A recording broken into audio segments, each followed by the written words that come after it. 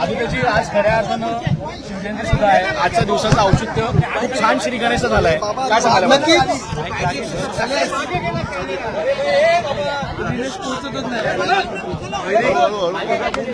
थोडं खालती घ्या ना, तुम्ही दिसणार नाही. ओके.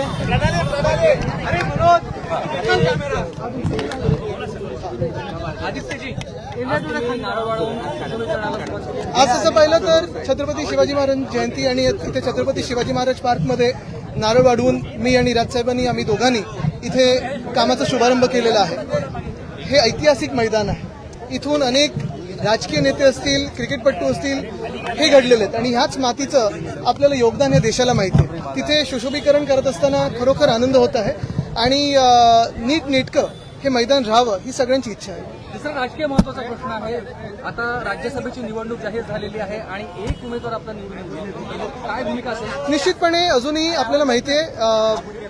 आत्ता तरी आपण पाहताय सगळे जे काही आहे, जे आकड्यांप्रमाणे असेल ते शिवसेनेची सीट आहे आणि निश्चितप्रमाणे त्या दिशेने महाविकास आघाडीमध्ये चर्चा होईल. मे महिन्यामध्ये यांच्या नावाची चर्चा आहे. तुम्हाला वाटतं अजूनही बघा, तुम्हाला सांगू का, अजूनही कुठेही अधिकृत चर्चा झालेली नाही. आम्ही प्रेसमधून ऐकतो, पण ही सीट आत्ता तरी शिवसेनेची आहे आणि चर्चा नेत्यांच्या पातळीवर नक्कीच. ऐका आता कुठेही गोंधळ नको म्हणून मी परत एकदा सांगतो. अजून ह्या सगळ्या काही ज्या चर्चा आहेत ह्या बाहेर अफवा आहेत. कुठेही अधिकृत चर्चा झालेली नाहीये. विधान परिषदेत असो किंवा राज्यसभेत असो, संख्याबळावर जर आपण पाहिलं आणि रोटेशनमध्ये पाहिलं तर हा शिवसेनेची वेळ आहे, शिवसेनेची जागा आहे. मे महिन्यामध्ये उद्धव ठाकरे यांची देखील विधान परिषदेची टर्म संपती आहे. सर, पुन्हा एकदा आपल्या माध्यमातून दावा करण्यात येणार आहे. बघा, आत्ता मी जसं सांगितलं, संख्याबळावर दोन्हीकडे महाविकास आघाडीमध्ये ह्या वेळेला शिवसेनेची सीट आहे. राज ठाकरेंनी काल एकनाथ शिंदे यांची भेट घेतली, त्यांच्यावर चर्चा देखील 20 मिनिटं चर्चा झाली. रोहित पवार ज्या पद्धतीने मुद्दे उपस्थित करत आहेत, सगळीकडून एकच मागणी होती की त्यांना सुरक्षा देण्यात यावी, कारण यंत्रणांच्या माध्यमातून अजूनही कुठल्याही गोष्टी अजितदादा यांच्या संदर्भातल्या पुढे येताना बघायला मिळत नाही. बघा, रोहित असो किंवा काल मला वाटतं जयनी पण त्याच्यावर वक्तव्य केलेलं आहे. अनेक लोक आता आपल्या शंका त्याच्यावर आता व्यक्त करत आहेत. मला वाटतं ह्याच्यावर स्पष्टपणे एकच मत असावं, सगळ्यांचंच एक मत असावं की जे काही घडलं त्याच्यात चौकशी होणं गरजेचं आहे. काल मला वाटतं उपमुख्यमंत्री सुनेत्राताईंनी देखील मागणी केली की सीबीआय चौकशी व्हावी, कारण आता जे काही पुढे पुढे येतं, ब्लॅक बॉक्स असेल वगैरे, ह्याच्यात संशय वाढत चाललेला आहे. म्हणून एक निश्चित आहे की चौकशी तर व्हावी. तेच मी बोलत आहे. रोहित असेल, जय असेल, रुपये लाच मागितली जात होती. एक ऑडिओ क्लिप समोर आलेली आहे अल्पसंख्याक विभागाच्या शाळांना मंजुरी देण्यासाठी. अशा 1,500 ते 2,000 रुपये 2,000 शाळांना अल्पसंख्याकाचा दर्जा दिलेला आहे. बघा, आता हे पूर्ण सरकारच जर पाहिलं तर खोदून काढायचं झालं तर सगळेच वरपासून खालपर्यंत भ्रष्ट आहेत. आणि सरकारची कामं म्हणजे ती काल कुठची युनिव्हर्सिटी, गंगोटिया काय, तर तसं ते झालेलं आहे, तसंच त्यांचं काम आहे. आदित्यजी, साधारणतः 10 वर्ष आधी जलपूजन केलं गेलं होतं अरबी समुद्रात, महाराजांचा अश्वारूढ, पण अजूनही कुठेही त्याचं काही चिन्ह दिसत नाहीये. आणि त्यावेळी आपल्याला आठवत असेल, छत्रपती शिवरायांचं जे स्मारक समुद्रात करणार होते ते असेल किंवा इथे देखील महामानव डॉक्टर बाबासाहेब आंबेडकरांचं स्मारक, घाईघाईत त्यावेळी 2017च्या निवडणुकीच्या आधी पंतप्रधान महोदयांना बोलवून एके ठिकाणी जलपूजन, दुसऱ्या ठिकाणी भूमिपूजन केलं होतं. पण अजून कुठेही तसं काम पूर्ण झालेलं दिसत नाहीये. हे दुर्दैव आहे. देवेंद्र फडणवीस यांच्या आदेशानंतरच एसीबीने नरहरी झिरवळ यांच्या कार्यालयावर कारवाई केली. कुठेतरी मित्रपक्षांना जवळ घेऊन शह देण्याचा प्रयत्न देवेंद्र फडणवीस, हे आपण बघतोय. त्यांचे मित्रपक्ष बघतायत का, की बघतायत पण बोलू शकत नाहीयेत. कारण होम डिपार्टमेंटची कारवाई, गृह खात्याची कारवाई मंत्रालयामध्ये मुख्यमंत्र्यांच्या परवानगीशिवाय होऊ शकते का, हा देखील एक विचार हवा. आणि दुसरं म्हणजे खरोखर अशा कारवाई झाल्या पाहिजेत, त्याच्यातून अर्ध सरकार हे बदललं जाईल. दिल्लीत एआय समिट सुरू.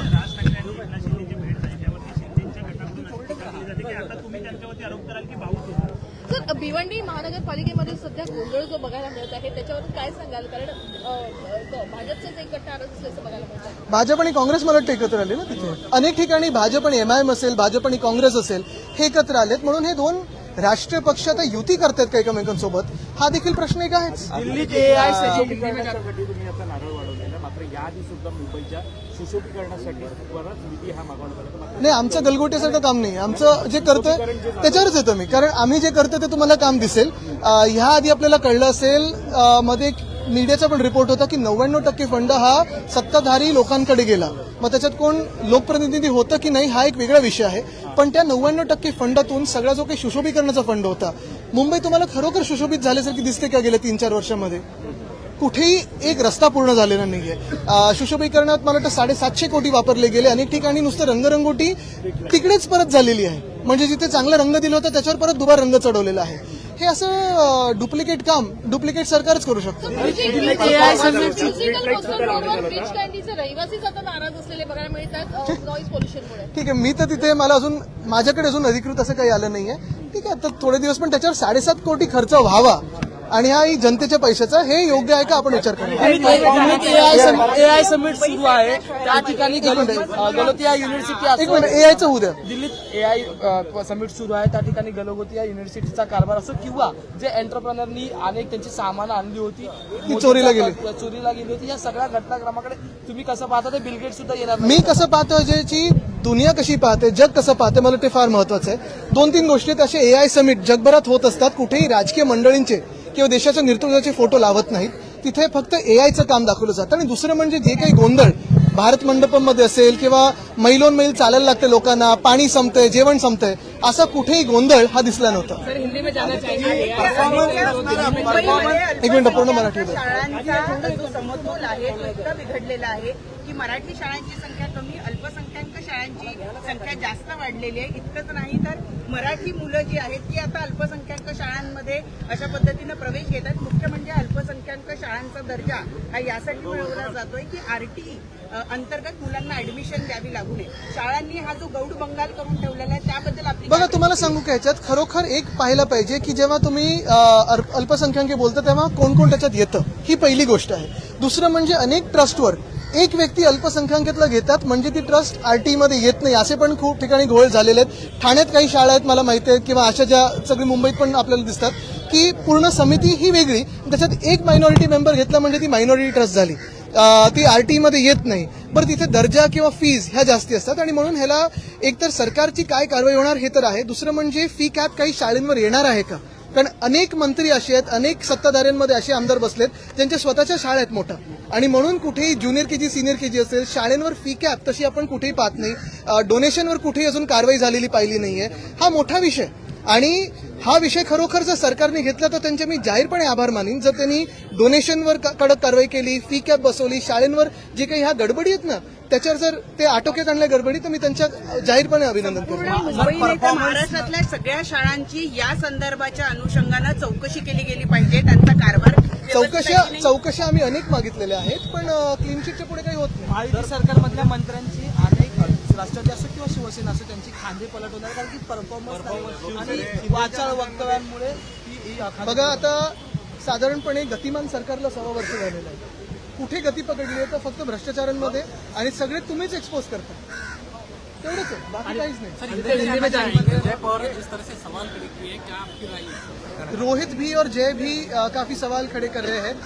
बहुत सारे इस पे अगर आप देखें तो मुद्दे बाहर आ चुके हैं. एक ही बात है कि इस पे जो इन्वेस्टिगेशन हो फ्री एंड फेयर हो, कोर्ट मॉनिटर्ड हो, और जो भी सच है उसमें से बाहर. आणि ते एआय समिट में हमने देखा कि गलगोटिया यूनिवर्सिटी में किस तरह से मुझे लगता है कि अगर हर एक क्षेत्र में अगर हर एक ऐसे ही जनप्रतिनिधि को सुरक्षा की जरूरत हो तो हमारे राज्य में क्या सुरक्षा की हाल है ये आप जानिए.